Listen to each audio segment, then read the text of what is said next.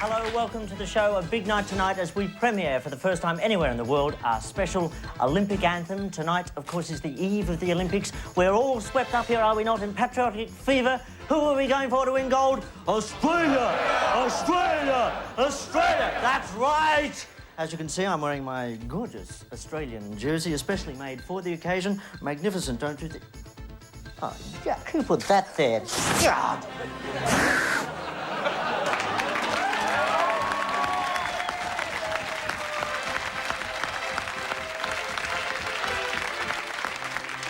Speaking of the Olympics, did you know that we have already won an Olympic gold? Did you know that? No. No, of course you didn't, because it's a surprise. And do you know who won it? Oh, shut up. A Queensland student called Ben Burton won it at the 33rd International Mathematics Olympiad in Moscow just last week. Isn't that impressive? Yes! They're well trained tonight, aren't they? Throw fish in a while. Thank you very much. Which is fantastic. I mean, a mathematical whiz is Ben Burton. Apparently, he was able to do a series of calculations which actually proved that the Victorian economy is functioning well and has been doing so for many years. And I understand Paul Keating's hired him to prove that 11.1% unemployment is actually a good figure, and he'll be able to do that. And speaking of Paul Keating, as you know, last week we sent out petitions around the country for people to sign to get Paul Keating to come 10-pin bowling. Well, the response has been phenomenal. Sorry, I'll read that again. Phenomenal. We've had people flooding into ABC shops around the land to sign their petitions. In Queensland, there was a riot, which is two people walking down the street, if you recall the old street marching laws. And we had lots of people write letters to us begging for petitions, including this particular one from Paul Whittaker. Dear Mad Dog Denton, I think you're the most talented person I've ever seen in my whole life, particularly I should be able to get a fair few autographs, as I'm currently in prison at the moment, having a really good time watching your shows, instead of being out on the piss every Friday night, which is probably why I'm here in the first place, I suppose. Well, Paul will be very happy to send you a petition, and to anybody else who thinks they can fill in a petition to get Paul Keating to come 10-pin bowling. The address is on the screen right now, GPO Box 9994 in a city near you, fax number 02950 3466, and we will send you a petition. Now, coming up on tonight's show, aside from the aforementioned Olympic anthem, we have Bob Turner and Tim Morrissey of the Sydney Kings basketball team. We also have Elle McFeast on the mysteries of punting and... Guys! Oi! Just not yet. If you don't... That's kind of ruined the surprise. We've also actually got a bit of jousting just a bit later in the show. They're very keen. They've had their raw meat today. What else have we got? Well, we've got the official dietitian for the Olympic team, who's just back from Barcelona. What a rip-off for her. But first, tonight's Vox Pop. And wouldn't you know, there I was actually on my way out of the ABC to do some Vox Popping when who should I bump into but an old mate. This is an extraordinary coincidence. My double, John Howard, who does all my stunts, is right here. Yes. John, does the media expect too much of our sports stars? Never. Never? No. We don't hype them too much? Well, we probably do on occasions, but they raise, great expectations. It's a chance to kick the media here, John. No.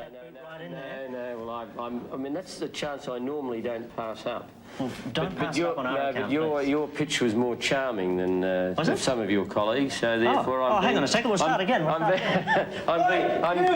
the media expect too much of our sports stars? Close up. They always do. They always do. That sort of ignorant behaviour is what... Well, what makes you say that, Mr. Howard? Sportsmen have got to put up with all the time. What? Particularly from you blokes in the ABC. Oh, great. So just coming and kick that. Well, I suppose you're going to say the red counter is communist. No, I'm a little more up to date than that. It's funny, I've got Peter Reid said. You're being outrageous. You're being outrageous. Am I? Absolutely outrageous, you are. Can I say one thing I've always liked about you, John? What's that? You refuse to be taller than me at any given moment. And I appreciate that. You sound like Bob Hawke. Do I? Yeah, he used to get very sensitive about his height, Did he really? We'd sometimes get photographed and Bob would be going like this. Straight in flag, see that? Yes, indeed. That's right. Great flag, this. Is it? First class. Actually, I like it too. Don't you be rude. Don't you be rude. It's great. Great. Going to stay too, China. Is it? China? Yeah, Hang on. That's Harold Holt. I'm getting confused. No. No, it's true. You're not going to say it's a racist remark. No. No, it's Australian slang. You know that. Yes, I do. Yeah, I know good. Australian. Right. Cobber, Good. mate, Yeah, dinky die. all of that. You know, Dog's Al eye. Capone. Pig's ear. Yeah, that's right. Pig's Giles arse. Vermort. Oops, we're getting back into politics. Yes. Thanks, John. See you later. Cheerio. Bye. Bye. Bye.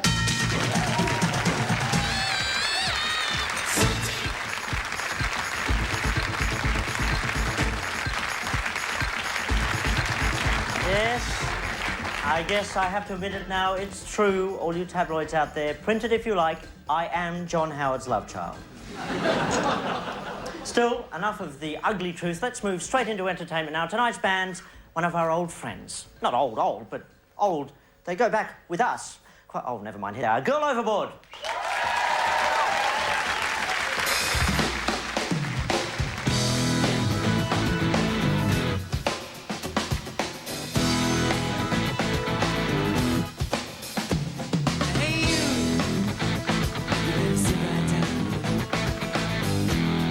Something I'd like to tell you.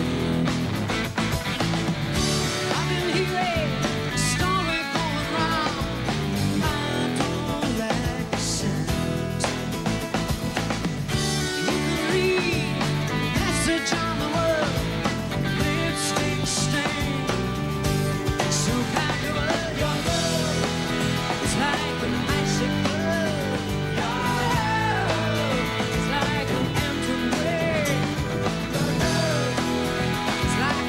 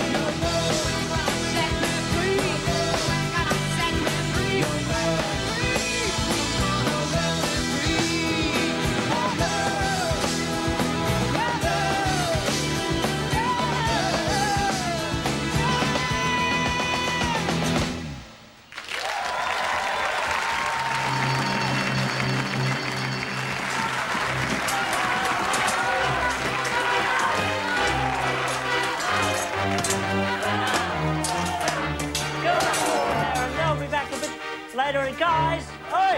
Oi! Keep it down! Sorry about that. Hey, look at this. 2 nights. It's a 2-night show. Let's go and find what this jousting is all about. Stand aside, Sir Wayne, the Blue Knight, or the Electric Blue Knight as we call him. Let's take his tea cosy off. Sir Wayne, what is jousting? Well, it's basically a European martial art rather than an Asian one. But is it a sport? I think it is, yes. I mean, this is real metal here. This is real metal. That's a real metal sword, a real metal chainmail. Don't you Yes. hurt each other? Oh, very, very rarely. You mean there's no real violence? Oh, no. There's no death? No, it's a sport after all. Oh, I don't think we should have it on the show anymore, really. But what the hell? You're going to recreate for us the entire Crusades tonight, aren't you? Indeed we are, yes. yes. With this helmet, which doubles wonderfully as a colander for your vegetables. It's fantastic, actually. Well, Sir Wayne, knights, ladies, go out there and do your worst. Fight!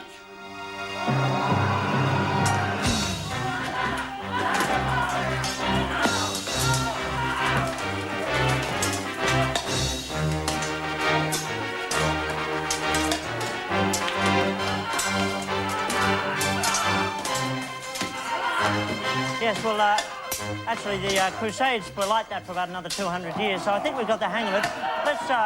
We'll just move on now, I think, to the sports news at the Sir Richard Lionheart Memorial Head, Tighe.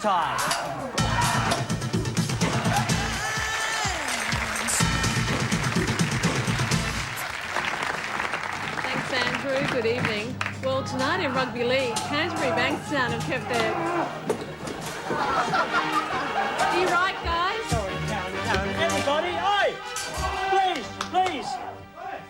Look, I know you're trying to be authentic in recreating the Crusades, and this was the famous scene where the invading British hordes went in front of the auto cue, but it's too much noise. We're trying to do the sports news, so out of the studio, please. We'll catch up with you later.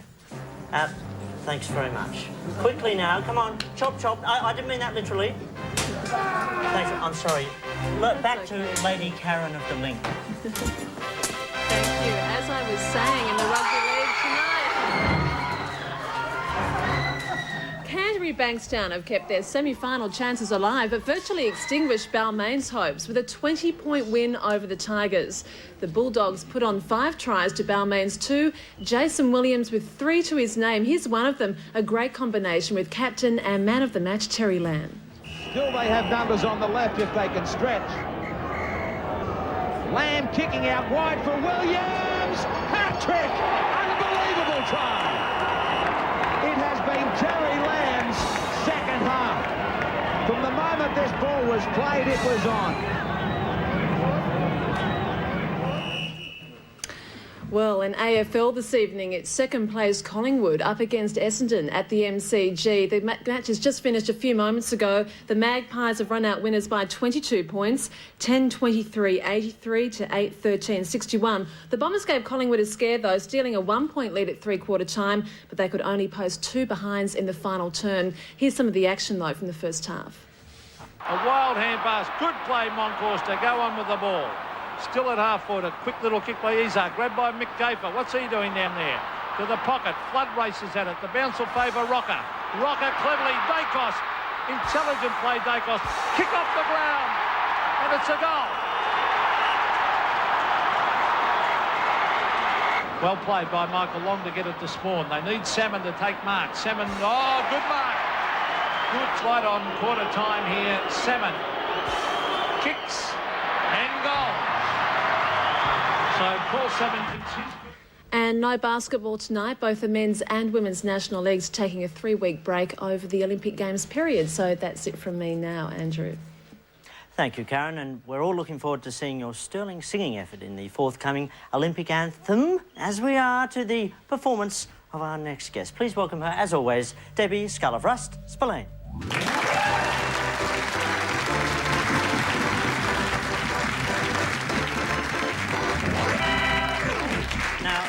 I'm a guest now. No, well, sorry, no, I'm a regular. As a matter of fact, we noticed something this week. We've treated you a bit unfairly because everything in this show has its titles. Controversy Corner, the sports news. We've never had a Debbie Spillane title. We put one together for you. Tell me what you think.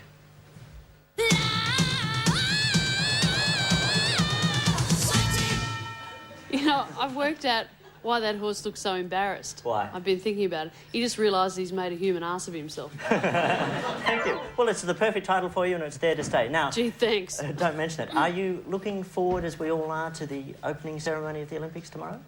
Oh, look, just the prospect of several hours of marching and dancing and singing and flag waving has got me so excited I can barely stay awake. But I do have high hopes for this one. It is Barcelona, and I am hoping that there will be a segment where about 2,000 waiters called Manuel all dart onto the arena and bump into each other a lot and say, K. It's an interesting thought. Probably won't happen, though. No, probably won't. I wonder what we'd do in Australia. Would we have sort of Mark Mitchell as Marika singing songs and maybe all the unemployed youths forming the figure 11.1% and... Yes, it's a horrific thought to ponder, isn't it? But you never know, we could do something entertaining. I mean, sometimes things do actually turn out to be far more entertaining than you'd expect. Like, take Nick Faldo last weekend, won the British Open, and he's got the reputation of having about as much personality as a fence post, but he's turned out the best acceptance speech I've heard since Michael Chang won the French Open a couple of years ago and thanked God and his dog in the same speech. I don't mean God's dog, I mean it was Michael's dog and God, but he thanked them both, Anyway, but back to Nick. When he accepted the trophy, he basically paid out on everyone who's been telling him what to do and how to do it over the last few years, and then he's gone for the absolute showstopper. The reasons why I say this, right, you ready? Because I did it my way. Thank you. You know, maybe you should put away the clubs and just start doing the clubs instead. I think he had been before that. Yeah, the speech that he gave was incredible, though. I mean, he's got a female caddy and he called her Funny Fanny. And he was talking about how someone had written to him and suggested that he wasn't using his caddy properly. And he said that if he did anything different with his caddy, he might have trouble explaining it to his wife. I mean, this is unbelievable. This is like Nick Faldo being entertaining is about as hard to come to grips with as sort of suddenly finding that Dan Quayle is intelligent. Yes. Is it possible, judging by all of that, that he was suddenly possessed by the evil ghost of Benny Hill? Yeah, there wasn't a girl with the right size boobs. True. Or he has to get a caddy then with a little mini skirt. That moves very fast. Look, something that is definitely always entertaining, though, is the Maori Haka. As most people would know, that's performed by New Zealand footy teams before most of their games, and it's supposed to be a war dance to intimidate opponents. But during this current tour, the Wallabies have come up with quite a nice little routine to combat it. Let's take a look. It's they're basically giving them the same to you with knobs on at reception. I think it's great. Personally, I've always wanted to see.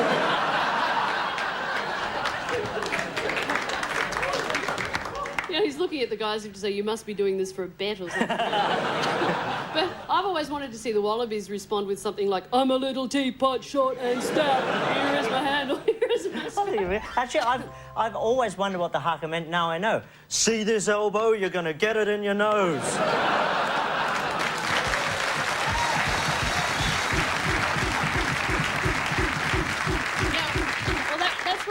Actually, the only trouble with giving them the in-the-face treatment while they're doing the haka is they get a chance to pick out which noses they particularly want to rearrange. All of them. Yes. Paul Caros's in particular. Anyway, one more thing. Did you see Glenn Houseman premiering that new swimming cosy yesterday? No. I think we've got a shot of it here. Have we got it? There. Oh, dear. That's it. Oh, dearie me. Yeah, well, but actually, I can't believe the fuss. Just a few weeks back, we had an Australian long jumper wearing a one-piece affair over in Britain, and everyone said, oh, a bit raunchy. And now Glenn Houseman's wearing something almost the same, and everyone's sort of sniggering and saying, oh, it looks a bit like a girl. Well, actually, no, he doesn't. Lisa Curry-Kenny looks a lot better in a swimming suit than and a lot more built, I might add. But the irony of it all, I think, is that while Glenn was getting into the girls' gear, the girls themselves were actually getting out of their gear. I mean, flashing a few buttocks and breasts at the men's hockey team out the window. Yes. But I suppose the men's hockey team probably think now they're in with a red-hot chance. But then that's what we've thought about the men's hockey team at most of the recent Olympics. Now, patriotic fervour at all times. The Australian jersey is on tonight. Gold, gold, gold. Oh, by the way, before I forget, last week we were wondering why women in lacrosse don't wear helmets and men do. I got a bit of mail about it this week. Thank you very much. Apparently, because women's lacrosse is not the same sort of contact sport involving sticks and bodies thrown at each other, it's felt not necessary to wear helmets, and therefore, in fact, we actually got a letter from a woman who sustained head damage and asked to wear a helmet and was then told she couldn't play the game anymore. Bit suspect. So I think what most women would like is for the helmets to be optional as opposed to illegal. Yes, well, but I think you know, the idea is that men think women need to look glamorous, and it really messes up your hair if you're playing with a helmet on. Yeah, I guess, though, what could be more messy for your hair than lying in a hospital ward for the rest of your life with brain damage? Just a thought. Sorry, getting a little serious here. Oh, dear. Just a little... Hey, I could be Darren Hinch. No. Shame. No, I don't hate myself enough. Right, You can't grow a beard either, remember? I can in about 2 minutes flat if you let me. Debbie, thank you very much. We'll listen to you at your league preview, but we won't talk to you. In the meantime, the Jousters have actually wandered off a bit. Can we just catch up with the Jousters? Oh, there they go, recreating the old Crusades. Okay, that's good, guys. Have we got a microphone down there? Could I just like a word? Oh my God, what's the clock? Guys, get out of the foyer! Somebody call security. Can we... Get out of the foyer. Can we get security in there, please? Somebody... Okay, right, just somebody... hold it there. This is a television station. I've just about had enough of this. Now just get out! Ah!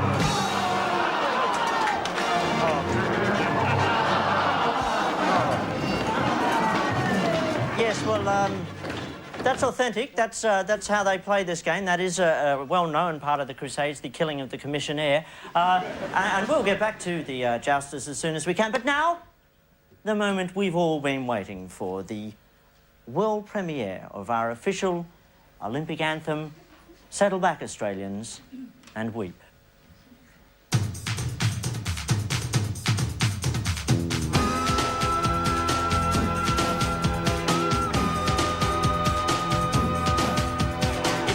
Pain and agony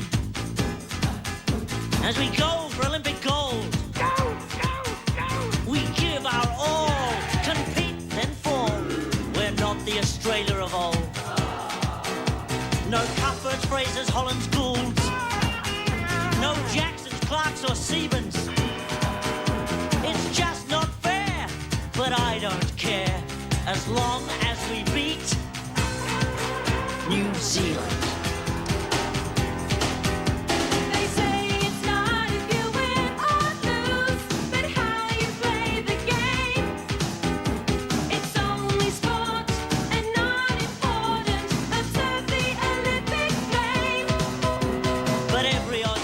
The score. We all share that gut feeling as the medal count begins to mount. Let us beat New Zealand. It's just not fair, but I don't care. It's just not fair, but I don't care. As long as we beat, as long as we beat, as long as we beat New Zealand. It's just not fair, but I don't care. It's just not fair, but I don't care. As long as we beat, as long as we beat, as long as we beat New Zealand. It's just not fair, but I don't care. It's just not fair, but I don't care. As long as we beat, as long as we beat, as long as we beat New Zealand.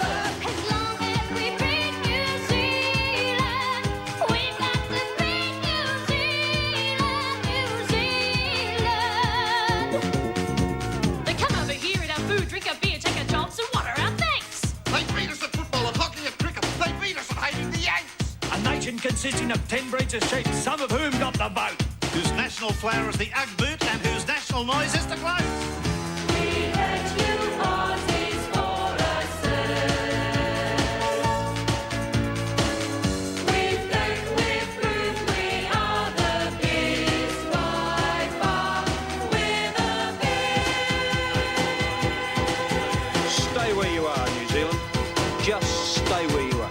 No Cuthberts, Frasers, Hollands, Goulds, no Conrads, Clarks or Sebans. Oh, doom, despair, but we don't care as long as we beat. As long as we beat, as long as we beat New Zealand.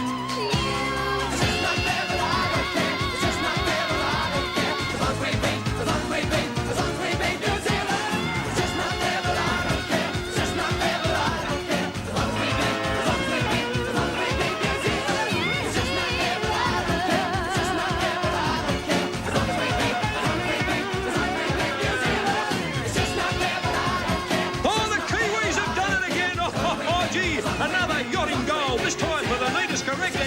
in the 11.5 foot with colourful spinnakers class. Sensational stuff. Gold in New Zealand. Oh, they really have dominated the sheep crutching events, haven't they?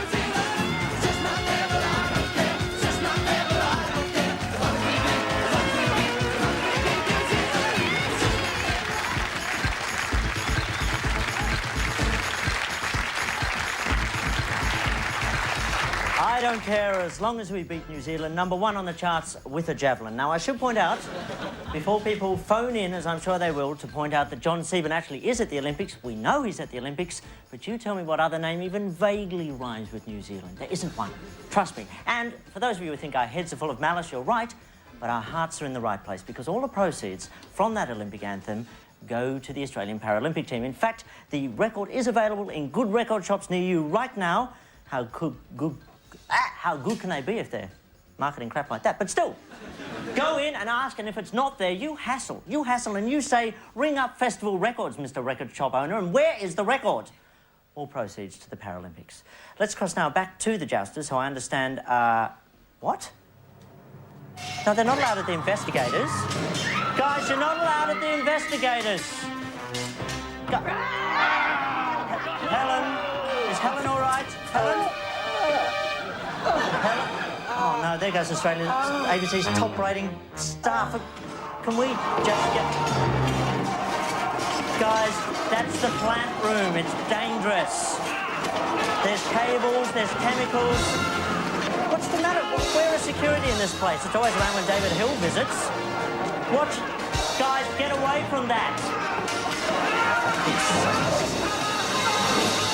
Come on. Oh. Fantastic. Isn't that wonderful? There goes the reserve.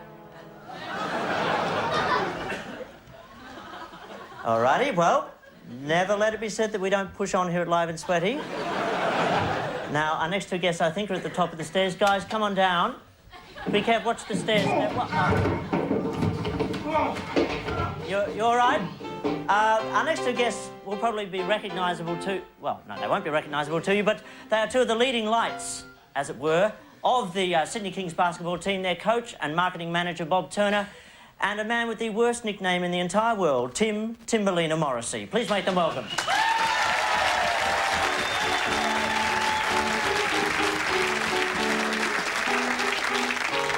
Now, Tim, where did you get the nickname Timberlina? Who gave you this nickname? Unfortunately, Andrew, there's a few friends in the Wollongong University basketball team decided it was rather appropriate. All right, it's a good... Look, this just... hang on a second, this isn't one. Hang on. There we go, that's better at least. How's my hair, is it all right? Good. Tim, you actually did a master's degree. You're an intelligent sports person, contrary to the stereotype, and you did 2 papers, one on violence and one on drugs in sport. What were your conclusions? Well, I think the drugs in sports problem is, unfortunately, they're only addressing it from one angle, and that's basically the drug testing. Hang on a second, Tim. There's a cigarette lighter there. There we go. Bob, one for you. Basically, I think they're just treating the whole problem from from one angle and not addressing the whole issues which are involved in actual drug taking in sport.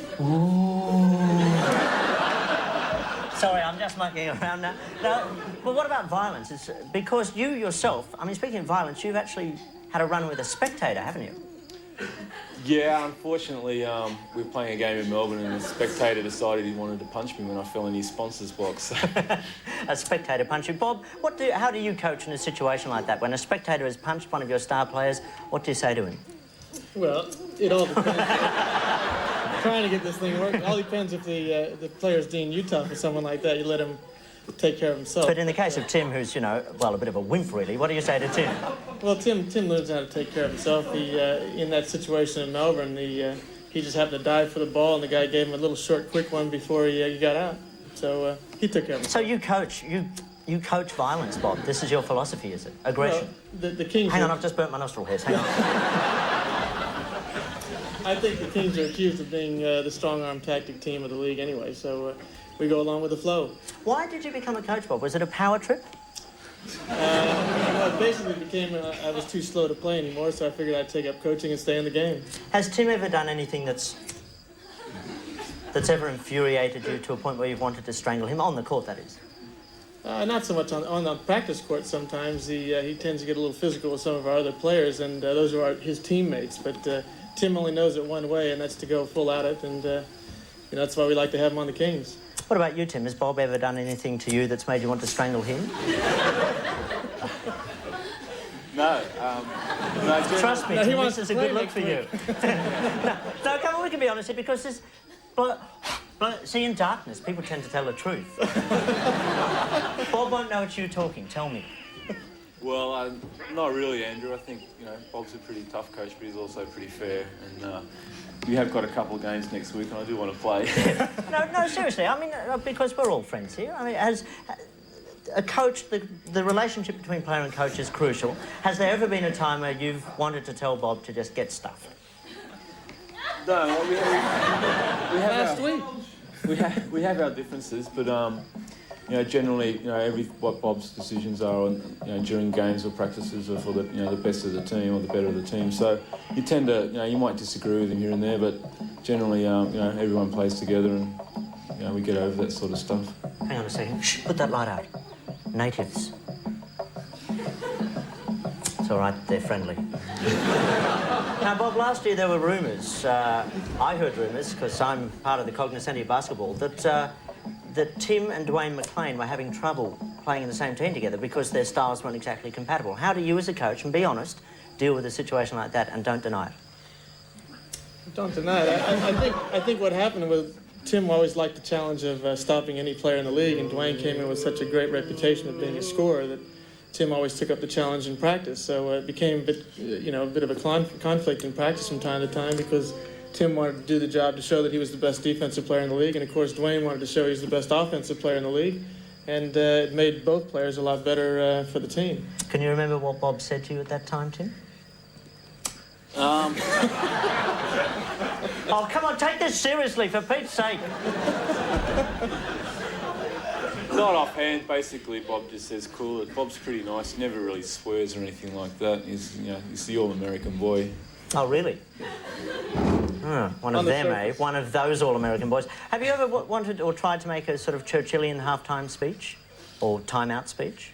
Well, I think I'm the type of coach that doesn't say a whole lot flagrantly. And if I tend to kick a clipboard, in fact, last year I did kick a chair and broke my toe. So when I do things like that, they definitely know I mean it.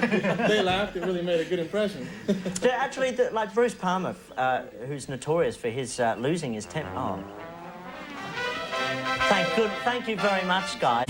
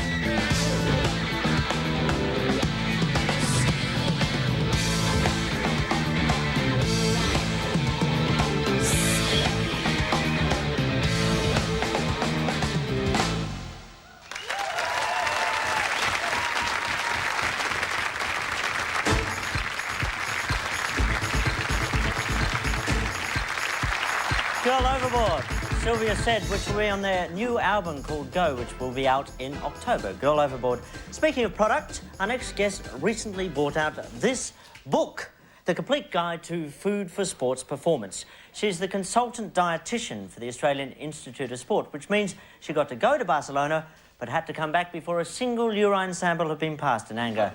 Will you please welcome the badly dudded Dr. Louise Burke.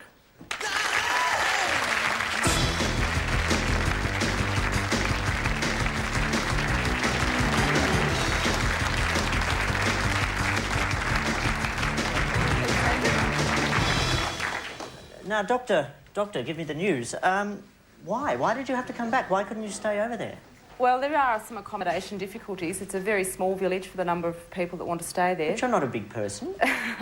Well, it was a decision of the Olympic Committee that I could go and have a look, and hopefully I'll be on the full team next time round. Yes, I would hope so. So what was it like? How was Barcelona? The village is fabulous. It's very well set up. It's an oasis in Barcelona because it's a very crowded, very dirty city, and the team were very well set up. And you brought back a souvenir, I see? I did. Ooh, it's just for you. I hope it's your size. It will be eventually.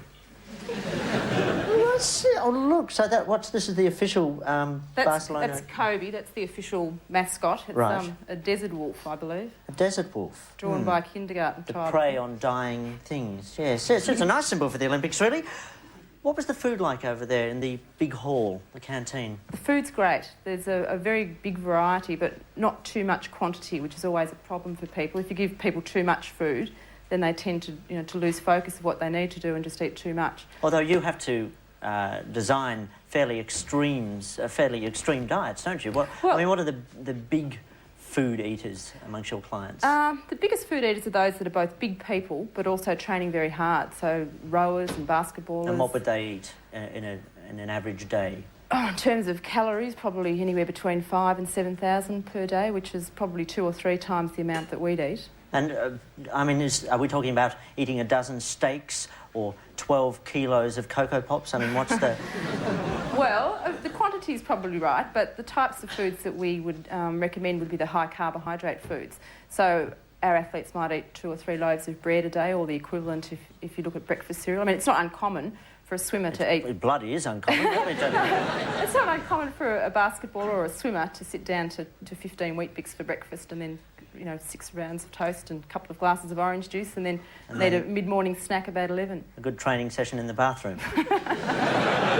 Sounds lovely. What's the most extreme diet or day's diet that you've ever had to advise on? The thing that you would never have eaten yourself? Probably bodybuilders are the most interesting people because they have such firm ideas about what they think they need to eat. And who's going to argue with them? That's right. And they're very much into the high-protein foods. So, and they're very strict about the range of foods that they eat. They've got ideas about what's good food and what bad foods are. Yes. And, I mean, you can tell a bodybuilder not just what they look like, but what their shopping trolley looks like. And it'll have rice cakes. Well, it's the shopping trolley they carry over their heads. No, but very limited range of foods. They'll eat rice cakes and they'll eat brown rice and wholemeal bread and they'll eat chicken breasts and they'll have eggs, but only the whites. They don't kill the chicken, by the way. They just rip the breast straight out. What about the gymnasts? I mean, I feel very, very sorry for the gymnasts. They're such tiny things, and you basically allow them to eat a photograph of a meal. Well, they do have a problem because they need to keep very small and very lean. And although they're doing 6 or 7 hours of training a day, it's not very calorie burning. It's a lot of flexibility work and visualisation of what they're doing. And they probably don't, they probably burn very few calories in a day, so they have to eat very little amounts of food to keep themselves in control. Don't you? I mean, a lot of gymnasts are young women, teenage girls, really. Don't you worry that this sort of having to eat almost nothing will lead to obsessive behaviour? Well, that is the problem, and whether they're malnourished is a big issue in gymnastics. And what we're really trying to do now is choose people who are right for that body shape, who naturally would attain a very small, very lean figure, and who don't have to strive to do it unnaturally. Well, Louise, what we've done here, if you'd like to come with me up these stairs, the magic stairs of sincerity that we've had installed, we've actually assembled some ABC meals that we would eat here on a given day. These are canteen meals. Now, these have been put together at some human risk, so stand back a little bit. But I'd like you to assess this for its goodness to the average ABC employee. This is a genuine ABC canteen meal bought just today. And I think I'm led to believe there's a rumour that some of that is meat. Gosh, well, it's missing broccoli. Is it? I've heard that the staff at the ABC are all new age people. Yes, have you? Broccoli is the food of new age. Yeah, I'm sure my dolphin would like that. So broccoli is important. Broccoli is important. So does that meal have anything beneficial about it? The John Holmes touch, anything like that? I don't know what you mean. I think probably the first thing you could say about the meal is it isn't nutrition until you eat it, and that's totally inedible. So it really doesn't have any nutritional value. Out with that one. OK, so this is another canteen meal, is it? Oh, no, don't worry about that. Let's move on to what the crew had tonight, which is their usual pre-show meal. Slice of bread, some beer, and obviously something that a poodle dropped. What? I mean, how does this strike you as a nutritional meal? I think that speaks for itself. I don't think we need to say much more. And you know what about it's that. saying? Bleh. So there's nothing in that. What about beer? Isn't that full of carbohydrates and No, goodness? it's full of alcohol. No wonder I get drunk when I drink it. Now I understand. All right, well, this is my pre-show meal. Now, you would understand that I'm a finely tuned machine, and everything has to be just right. Didn't say what sort of machine. I'm a pop-up toaster, actually. Now, everything has to be just right before a show for me. So this is what I like to have, and it's important. I have some crushed glass, a couple of codral to keep my energy levels up, and, of course, some baby custard, which is my favourite. Now, how does this stand? Would you recommend this to any of your athletes? I could see that's what's made you what you are today. But I think it's lacking iron, and I think perhaps you could add some rusty nails or a bike chain to that. Well, no, because I always eat the spoon afterwards. Can't argue with that. So, I mean, are we a healthy lot here at the ABC, or are we not? I think you could do with a dietitian and pay them fabulously well. You're kidding, aren't you? We can't afford that at the ABC. What do dietitians eat? Can you eat whatever you like, or do you have to be careful? No, I eat a healthy diet. Which is what? I eat a low-fat diet. I believe in quality rather than quantity with treat food, so I particularly like chocolate, and I'll eat that, but in small amounts. Oh, would you like some custard? Come on. Yum, yum, open the tunnel, here comes the train. What? We all know where that spoon's been. Would you please thank Dr. Louise Berg? Thank you, Doctor. Stay around for controversy.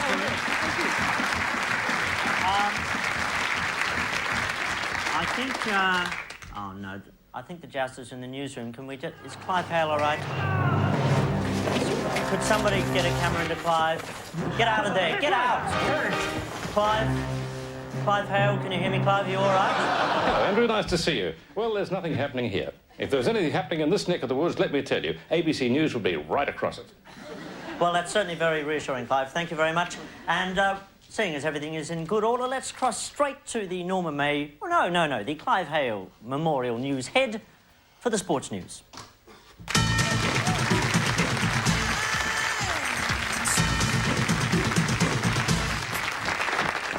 Hello again. Well, the All Blacks rugby tour of Australia this year has been one the Kiwis would like to forget. Having lost the Bledisloe Cup and with the Richard Lowe incident still a talking point, the pressure is right on the visiting side as they prepare for the third and final test against Australia at the Sydney Football Stadium tomorrow. Not only have New Zealand lost the Bledisloe Cup, they also this week suffered their worst loss in Australia against Sydney. The Wallabies have now won 10 matches in succession, confirming their status as world champions, while the Richard Lowe incident still hangs over New Zealand's head. Watch this. Comes in and here, straight down on his face with his elbow. Coach Laurie Mains will be praying for a win tomorrow. While in boxing, the Russian fighter who turned his back on almost certain Olympic gold to come to Australia won his biggest professional fight last night in Sydney. 22-year-old Costa Tszyu defeating veteran Puerto Rican Juan Laporte. It was only Tszyu's fourth professional bout, and while 32-year-old Laporte announced his retirement after last night's fight, for Tszyu, it seems a world crown is just a step away. The kid's a natural athlete. Whether he chooses to do any sport, he's going to be the best at it. He's a freakish athlete. And repeating in the rugby league match played tonight, Canterbury have defeated Balmain 30 points to 10. But now with her thoughts on the rest of this weekend's games, here's Debbie Spillane. ABC Super League tomorrow features Canberra Manly. Thanks to a forward pass that wasn't, the Raiders are almost out of the finals race, and to make matters worse, Laurie Daly won't play again this season. Truly, if it wasn't for Parliament House, Laurie's knee would definitely be Canberra's most useless joint. They can't win the comp, but they can still do the second most satisfying thing in rugby league, beat Manly. Should be some feeling in Sunday's clash between Brisbane and the Gold Coast, with the Broncos playing against Wally Lewis for the last time. I'm not suggesting Wally's unpopular with his old club, but I noticed within months of his statue going up at Lang Park, the Broncos have announced they're moving to another ground, Brisbane to win.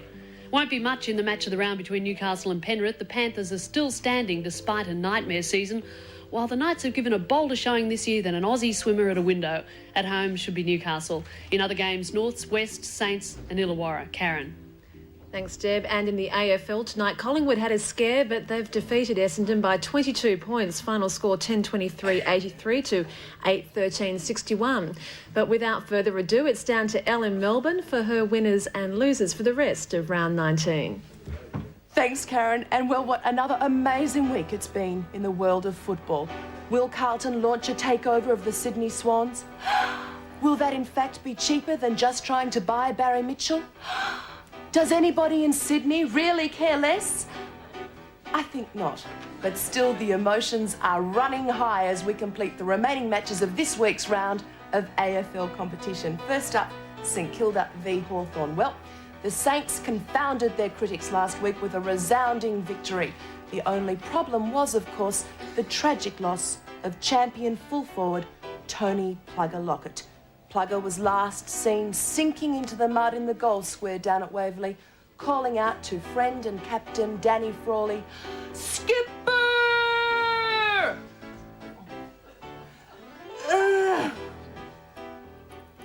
Hawks to win. Melbourne, having finished their pre-season just a little late in the year. Don't you think July is taking it a little bit too far, boys? But still, they're running into form, even if it is at the wrong end of the season. They too will have their day against the hapless Richmond Tigers. And of course, Footscray will beat the Sydney Swans. But the real humdinger of the round, I reckon, will be Geelong v the West Coast Eagles at good old Cardinia Park. It'll be muddy, it'll be bloody, and let's just hope their mums have all got whirlpools. The Cats to win. Geelong v North Melbourne. Carlton v North Melbourne, I'm sorry. Well, who really cares? And the other match that should be worth watching is the Adelaide Crows v Fitzroy, newfound rivals. Let me tell you, if the Crows lose this one, they'll be getting a lynching from their crowd. And wouldn't that be lovely, boys? Karen. Thank you, Elle.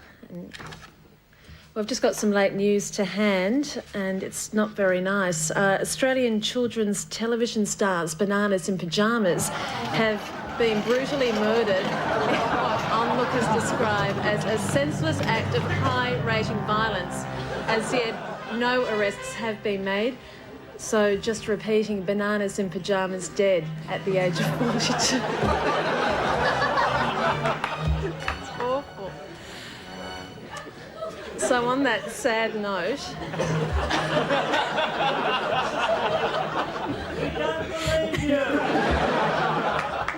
It's back to Andrew with this week's Controversy Corner question. Does the media expect too much from our sports stars? On Live and Sweaty, we've gone far afield to bring you Vox Pop information, but today we're feeling a bit lazy. Today we're going to talk to people at the ABC. Let's go.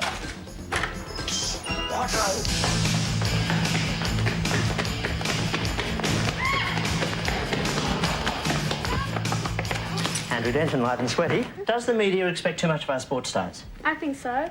Oh, why?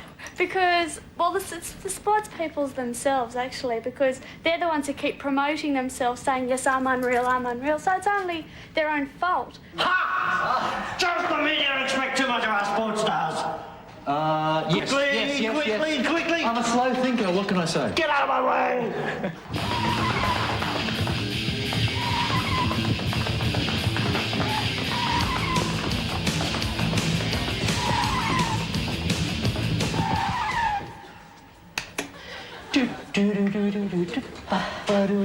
Oh, my hair's a mess. Where are we going? Fourth? Yeah. Fourth floor for four corners. Now, think of everything here. See, now, if you shoot this way, Dennis, normally you think there's just me, but look at this. It takes this many people to go out in the street and get these sort of answers. Do you think the media expects too much from our sports stars? Yeah, I think so. I think they're going out there to do their best, and they can only swim their best, and if they don't win, we should all be proud of them, I think. Well, if they let them go about and do their job and earn their quid the way they want to and win, fair enough, but they haven't won them before they even get to the barrier. It's like putting an extra stone on their back all the time. He expects too much from the sports stars? Yes. Well, they're paid well, why not perform? Is that the basic line? So basically, if they're going for top dollar... Got to perform. Yeah, put yourself in the public eye, take it. There's a lot of people out of work. I don't think they are ever very tolerant when they don't perform at their best. And let's face it, who can perform at their best all the time? This is the executive producer of Four Corners. This is Ms. Corners. Now, Ms. Corners, does the Yes, media... Mr. Denton. Does the media expect too much of our sports stars? No, I don't think so. I mean, I think maybe the public expects too much of our sports stars. But isn't that because the media dishes sports stars up to the public as heroes in the making? Yes, I suppose they do, but I think that Australians love them anyway, so it doesn't really matter how many expectations the media puts on them. Does the media expect too much of our sports stars? Absolutely. They have to actually be articulate as they come off the field, don't they? No, Did you see Nick Farr-Jones the other day? Better take my glasses off before I tell him. He's very articulate. He was terrific, but the poor bugger, they have to train him at half-time so that if they win, he's got one speech ready, and if they lose, he's got another speech. This is the man behind Late Line. This man is one of the most respected journalists in all the ABC, and I know because he told me that. Does the media expect too much of our sports stars? It would be better if there was a few more articulate ones. It's pretty game of you to build a whole show around it, Andrew. Or you think our guests are not articulate? Well, I suppose not being the most articulate person, it's a bit dangerous thing to say, isn't it? I don't think I give a stuff anymore what you think, Ian. I mean, we come in here in all good faith to ask you a question, thinking we'll seek the opinion of one of the intelligentsia of the ABC, and he pisses on our program. We'll stuff you and Carol. Get out of my life. Thanks, mate. That was good. I thought it worked well. For you? Yeah. I love this industry. I love it.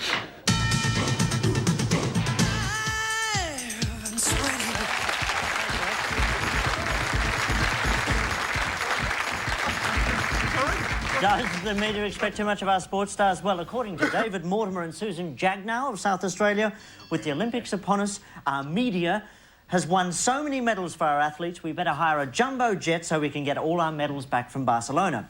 But if our typical Aussie media hype is true to form, hiring a little Cessna would be much more beneficial. That's the first shot fired in what will be a volatile controversy corner. Let's meet our panel. To the right, Rex the Moose Mossop, Dr. Louise Burke and Timberlina Morrissey.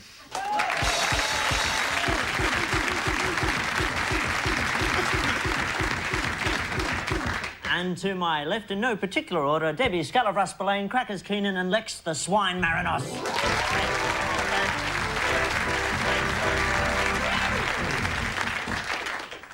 Now, Tim, you're under the burden of that stupid nickname, so I'll ask you first. Does the media expect too much of our sports stars?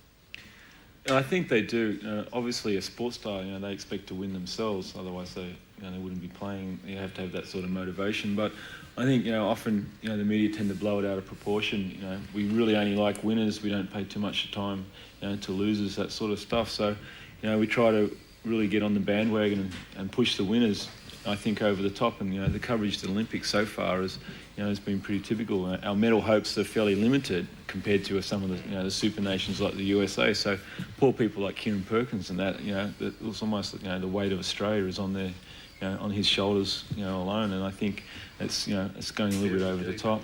I can see the headlines tomorrow. Morrissey slams media.